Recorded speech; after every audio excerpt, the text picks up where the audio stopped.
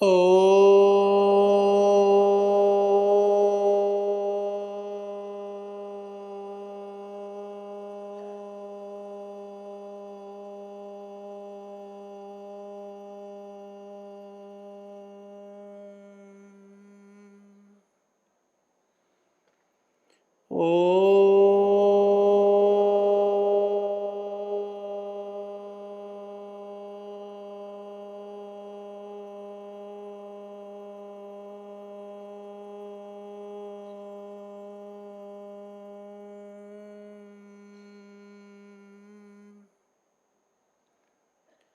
ॐ भूर्भुवस्वः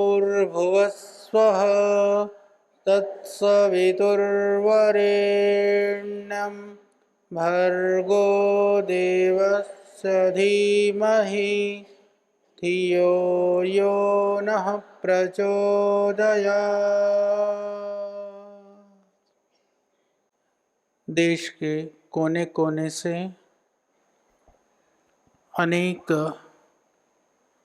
जिलों से, लगभग सभी प्रांतों से यहाँ पर पहुँची हुई आप सभी मातृसत्ता को, सभी बहनों को मेरा नमस्कार, प्रणाम और आप सबका वंदन।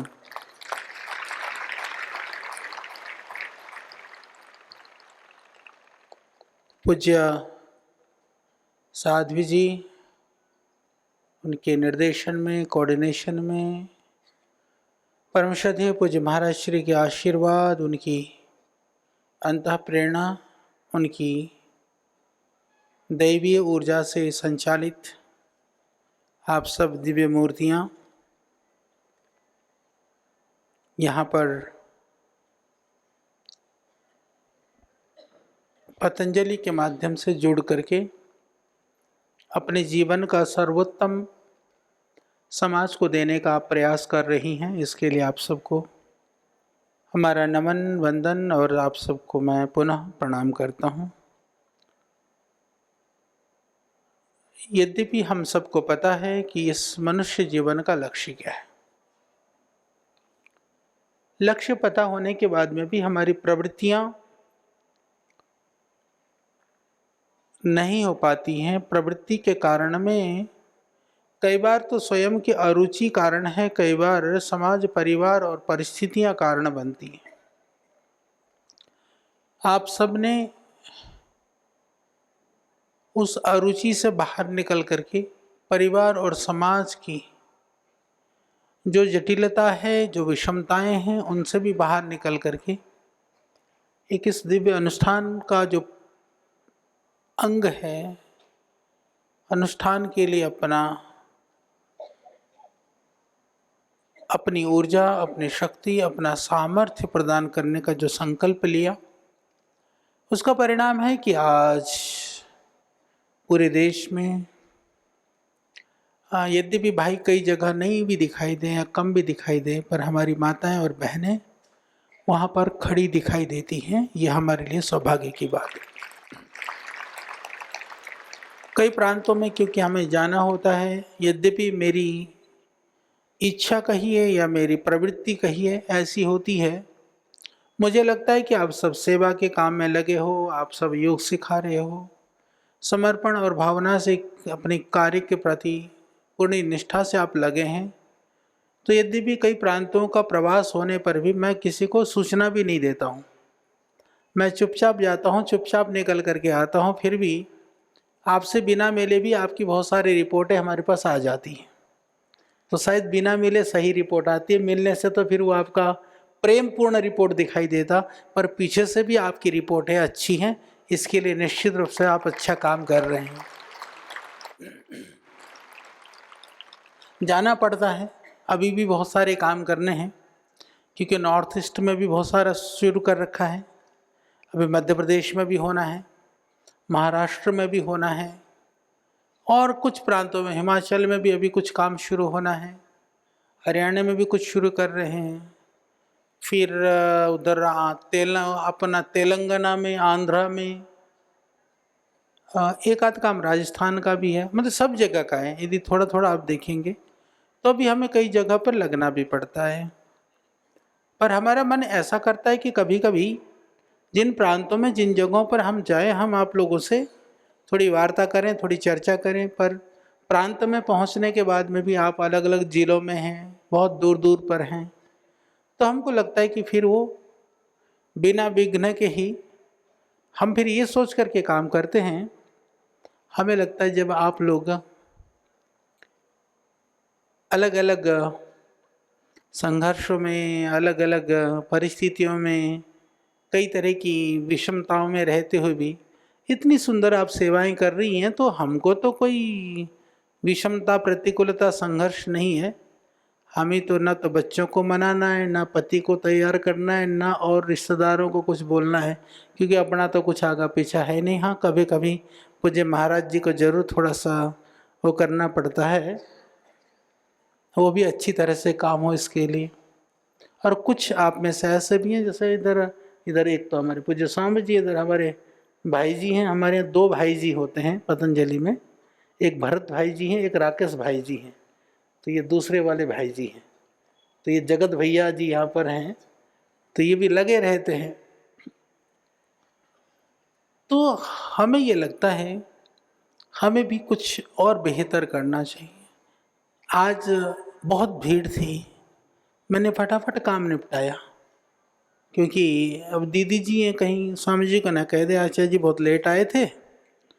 मैंने कहा मेरी शिकायत ना हो जाए, मैं टाइम पर पहुंचूं। तो करता करता भागत दौड़ी में निकल रहा था, फिर पता चला कि एक रिसर्च पेपर का रिव्यू जाना है।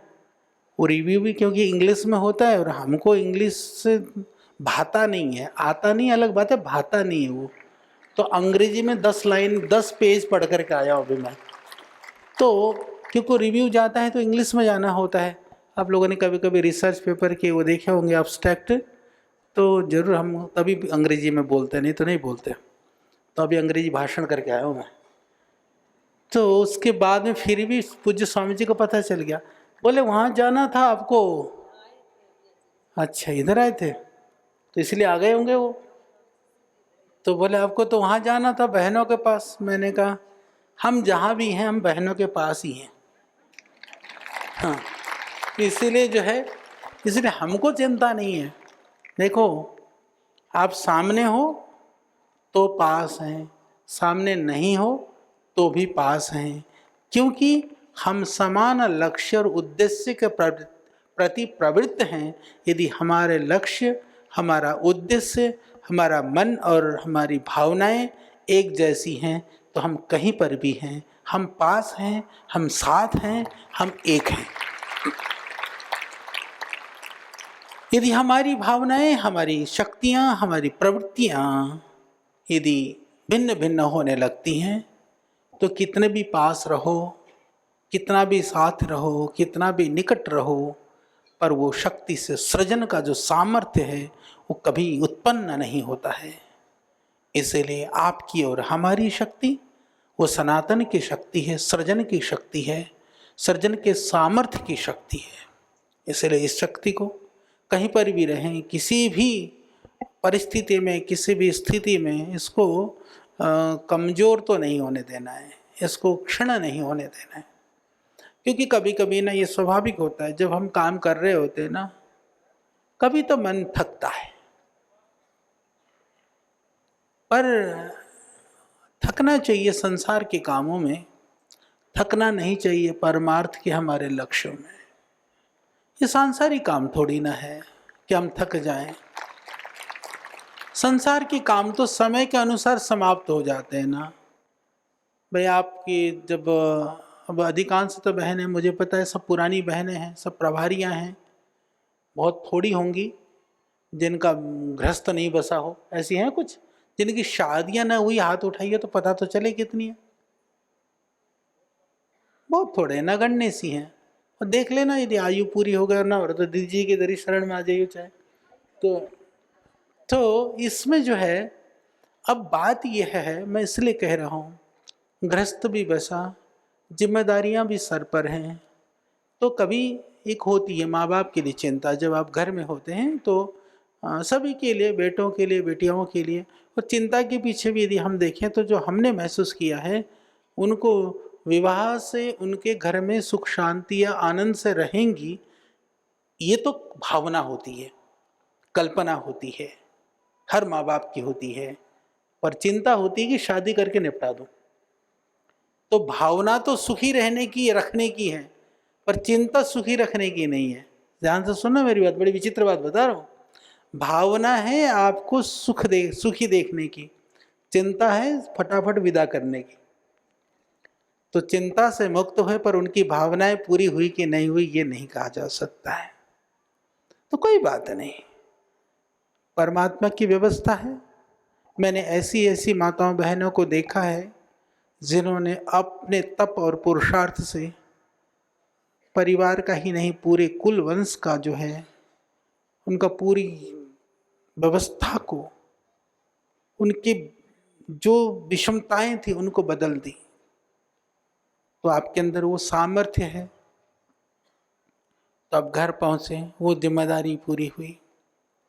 फिर गृहस्थ में संतति आदि की बात होती है, वो चिंता होती है। होने के बाद फिर उनको पढ़ाना है, फिर बड़े करने हैं, फिर उसके बाद उनके गृहस्थ में पहुंचाना है, फिर चिंता होती उनके भी कुछ हो जाएं, फिर उसके बाद उनके भी पढ़ जाएं, कुछ थोड़ी और बुढ़िया हो गई तो लगता है कि उनका भी ब्याह हो जाए। तो चिंताएं तो निरंतर रहती ही हैं। कभी आप बैठ कर के चिंतन करना, कब चिंता कम थी, कब चिंता अधिक हुई, आपको लगेगा तो ये तो कभी हिसाब ही नहीं किया। कभी आपको न्यूनतम नहीं लगेगा, लगेगा ये तो हमेशा ही प्रक्रिया में रहे हम। परंतु बाकी तो चीज़ें हुई, पूरी हुई, फिर नई आई, वो भी पूरी हुई, कुछ पूरी हुई, कुछ अधूरी रही। जैसा जो होना वैसा होता रहा। परंतु इस योग का मिशन न तो पूरा हुआ न पूरा होगा, क्योंकि यह एक जन्म का नहीं है, जन्म जन्मांतरों का कार्य है। तो आप कहेंगे कि ये जन्म जन्मांतरों का कार्य क्यों है? सच मानिए, क्या आप ऐसा मानते हो कि आप सब लोग हमसे इसी जन्म में जुड़े हो? मुझे तो थोड़ा सा विश्वास नहीं है इस बात पर। मुझे लगता है कि आप कई जन्मों से जुड़े हैं। कारण यह है क्योंकि एक जन्म में न जान न पहचान, इतने हजारों किलोमीटर की यात्रा करके एक आवाज़ लगा देने पर आप सब अपने कार्यों को आगे पीछे एडजस्ट करते हुए, चीज़ों को ठीक करते हुए आप हर दर कैसे पहुंच सकते हो? तो कहीं ना कहीं आपका हृदय उस गहराई से जुड़ा हुआ है जो तात्कालिक या बहुत ही अल्पकालिक नहीं हो सकता है, वह दीर्घकालिक है। इस जन्म का नहीं, कई जन्मों का हो सकता है, इसमें कोई संशय नहीं है। इसीलिए आप और हम जुड़े हैं, क्योंकि यहाँ पर स्वार्थ नहीं है, परमार्थ है। अभी पीछे भाइयों का शिविर हो रहा था, तो भी मेरे को एक विचार आया मन में। मैं सोच रहा था, मैं उनकी शक्ल को देख रहा था जैसा भी मैं आपको देख पा रहा हूँ। मुझे लगा बहुत सारे संगठन से लोग जुड़ते हैं, संस्थाओं से जुड़ते हैं, वहाँ विविध तरह के प्रलोभन हैं। कहीं पद का प्रलोभन है, कहीं प्रमोशन का प्रलोभन है, कहीं किसी पदार्थ का प्रलोभन है, कहीं ठेकेदारी ही मिल जाए ऐसा प्रलोभन है। पर यहाँ तो कुछ भी नहीं है। यहाँ है दो प्रलोभन है, गुरु आज्ञा का पालन करना और लोगों के लिए जितना हो सके सेवा करना। हम अपने सामर्थ्य से लोगों की सेवा करेंगे और उस सेवा से जब लोग निरोग हो जाएंगे, उनके देह के रोग मिटेंगे, उसकी चेहरे की प्रसन्नता को देख करके हम मुस्कुराएंगे। यही हमारी जो है, इसमें हमारा यही लालच है। पर इससे बड़ा और क्या हो सकता है? मैं हमेशा इस बात को कहता हूँ, देखो, लोग जब बहुत पैसा होता है तो कहते हैं हमको पुण्य करना है। क्या करना है? हॉस्पिटल बनाना है, धर्मशाला खोलनी है, या ऐसे ऐसे कार्य करने हैं। या कई बार पैसा होता है, थोड़ा धार्मिक प्रवृत्ति होती है, तो लोग ऐसा कहते हैं कि हमको ना आ, थोड़ा तीर्थाटन करना है, तीर्थों का भ्रमण करना है, अनेक स्थानों पर हमको जाना है, ये ऐसा कहते हैं। ये लोक व्यवहार है, लोकाचार है, लोग ऐसा दुनिया में करते हैं। करना भी चाहिए, अच्छी बात है, हम इसका कोई निषेध नहीं कर रहे हैं। पर वो किसके लिए करते हैं? वो ये ऐसी आशा, ऐसी अभिलाषा, ऐसी मान्यता या एक ऐसा विश्वास है उनके मन में, एक ऐसी भावना है कि वहाँ से हमें पुण्य की प्राप्ति होगी।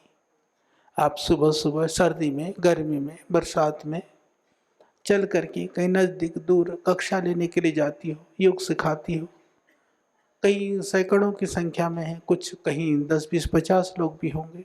जब आते हैं तब आप समझ लो कि उन बहनों में से, उन भाइयों में से कुछ ऐसे होंगे, शायद उनको कोई महामारी होने को हो, बीमारी होने को हो, हार्ट अटैक होने को हो, ब्रेन स्ट्रोक होने को हो, कैंसर होने को हो, डायबिटीज़ होने को हो, हाइपरटेंशन होने को हो। आपने योग सिखा दिया, सिखाने के बाद में उसको पता नहीं है कि अब मुझे ये बीमारी होने वाली थी, आपको भी पता नहीं है, तो वो सीख रहा है, वो सीख रही है कोई बहन, आप सिखा रही हो, पर अनायास रूप में कि समय पर योग का उसको लाभ मिलने से उन रोगों से, उन बीमारियों से वो बच गई, तो समझ लो कि कितना बड़ा पुण्य आपको मिल रहा है। एक व्यक्ति जब बीमार होता है तो कितना तो पैसा खर्चा होता है, कितना तो समय बर्बाद होता है, कितने पारिवारिक जन दुखी होते हैं, मायूस होते हैं। तो उन परिवारों को मायूस होने से बचाया, समय बर्बाद होने से बचाया, और उसको हॉस्पिटलाइज होकर के लाखों रुपया खर्च होने से बचाया। तो जो लाखों रुपये उस व्यक्ति के बचे हैं, आपको रुपये के रूप में ना मिले, पर पुण्य के रूप में सारा आपको ही मिलेगा, इसमें कोई संशय नहीं है। तो जिस पुण्य के लिए सारी दुनिया बहुत कुछ कमाने के बाद में तलाश करती है, उसमें श्रद्धेय स्वामी जी की कृपा से आपको जो प्रसाद मिला है, उस प्रसाद को बांटने से आपको स्वतः ही मिल रहा है, तो सहज प्राप्त है। तो ये कितनी बड़ी बात है। तो श्रद्धेय स्वामी जी ने आपको एक ऐसा, जैसे होता है ना कि हरिद्वार आप आए हो, तो कई बार आते भी हैं लोग और यहाँ से जाते हैं तो कहते हैं हरिद्वार गए हैं, तीर्थ में गए हैं, तो कोई मंदिर में गए हैं, कुछ प्रसाद लेकर के आना है, प्रसाद लेकर के जाते हैं और प्रसाद को खिला देते हैं, अड़ोसी पड़ोसी को, अपने रिश्तेदारों को खा लेते हैं, प्रसाद समाप्त, काम खत्म। पर आप तो ऐसा प्रसाद यहाँ से लेकर के जाते हो, वो खत्म ही नहीं होता है। ऐसा प्रसाद है कि जितना बांटते हो उतना बढ़ता है, नहीं बांटने से खत्म हो जाता है। यहाँ से सीख करके गए, मत करो योग, मत सिखाओ योग, भूल जाओगे, खत्म हो जाएगा। तो यहाँ से जाओगे, थोड़ा सा सिखाओगे, थोड़ा सा करोगे, अपने आप भी ठीक हो जाओगे और बाकी लोग भी ठीक हो जाएंगे, क्योंकि यह योग विद्या वो जीवनदायिनी है। तो उसके साथ साथ में योगेन योग संपद्यते, जितना करोगे उतना ही योग सधेगा। योग सधेगा तो जीवन का भी कल्याण हो जाएगा, औरों का भी कल्याण हो जाएगा। ये तो एक ऐसा दीपक है, यह तो एक ऐसा प्रकाश है। तो जब आप यहाँ से प्रसाद के रूप में, प्रसाद से युक्त, प्रकाश से पूर्ण होकर के आप जाते हैं, जब जब आते हैं, हमने तो देखा है बहुत सारे जब भाई बहन हमको मिलते हैं, बोले आचार्य जी जब हम पतंजलि आते हैं ना, चाहे 6 महीने में, चाहे 1 वर्ष में भी या 2 वर्ष में भी कभी हम आते हैं ना, एक बार आने से भी हमें ऐसा लगता है कि हमें हमारे अंतर में नई ऊर्जा का संचार हुआ है। सच में आप यहाँ से नई ऊर्जा प्राप्त करके, शक्ति प्राप्त करके तब आप यहाँ से जाते हैं।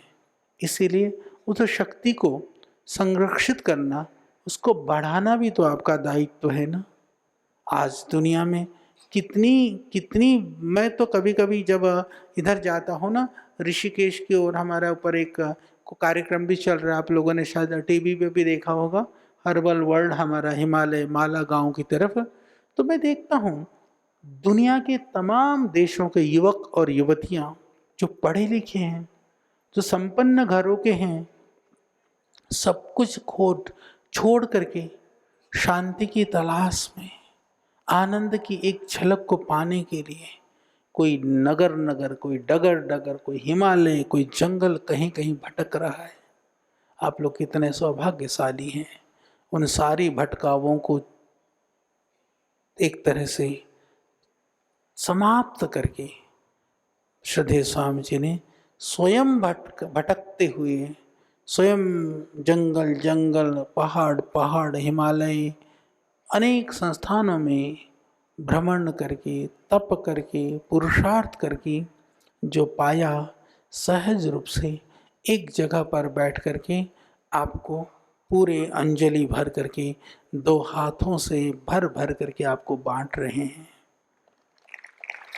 तो इस विद्या को, इस विधा को, इसकी महत्ता को हमें जानना होगा, समझना होगा। इसको समझने का एकमात्र उपाय है, वह उपाय यह है, जहाँ से आप आए हो ना, जिस भी जिले से, नगर से, प्रांत से, तहसील से, या किसी जिले के किसी शहर से, या किसी शहर की किसी कॉलोनी से, तो आप थोड़ा देखना आपके आसपास कितने लोग रहते हैं, और फिर आप अकेले क्यों हो। कहीं कहीं से तो हो सकता है दो चार भी साथ में आई हो, पर फिर अलग अलग आप क्यों हो। तो आपको जब पता चलेगा कि सच में यह योग विद्या, ऋषियों की कृपा, गुरुओं का आशीर्वाद, इसके पीछे परमात्मा की कोई व्यवस्था है, उसके बिना ये प्राप्त नहीं हो सकता है। नहीं तो होता है, वहाँ तो भीड़ देखी होगी आपने, जहाँ विविध तरह के मनोरंजन के काम होते हैं,